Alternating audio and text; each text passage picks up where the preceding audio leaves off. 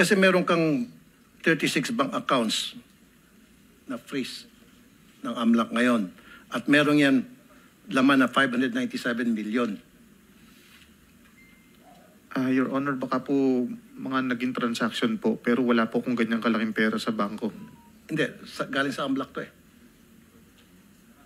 Your Honor, wala po akong natatandaan may ganyang kalaki talaga. Sana po makita ko po yung listahan yan. So, kasi napakalaking pera po. 190 deposits totaling to 597 million.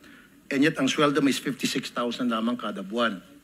So, ang tanong, paano ka nagkaroon ng ganitong kalaking pera samantalang ang sweldo mo lamang sa DPWH ay 56,000. Ito pa, ang mga nag-deposit sa accounts mo, sa mga accounts mo, misis mo, pati ex-wife mo, nagde-deposit.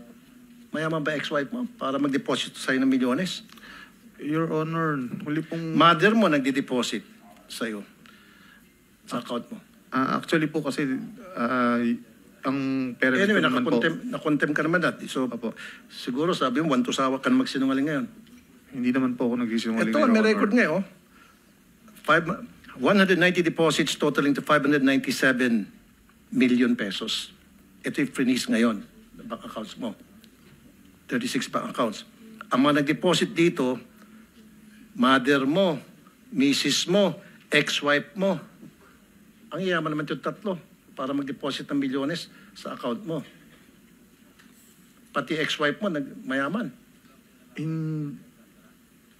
Wala po kung ganyan talaga kalaking pera sa bangko, Your Honor. Prinis nga ito ng AMLAC eh.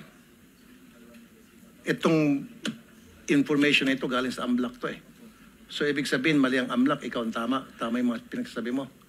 Kasi kung hindi ka lang nakakontem, pakukulong na kita ngayon mismo eh. Your Honor, sinungaling mo. Your Honor, baka naman po ang sinasabi ni AMLAC is yan po yung naging transaction po, hindi po yan yung total na pera ko sa bangko. Labas-pasok nga na deposits ang pinag-uusapan natin.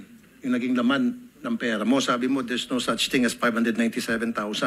Ito nga po yung sinasabing labas-pasok na pera which total to 597. At mga nag-deposit dito, ex-wife mo, misis mo, nanay mo. Posible po yan, Your Honor. Ngayon inaamin mo na. Pasensya na po kayo kasi ang intindi ko po kanina meron po akong 590 million sa bangko.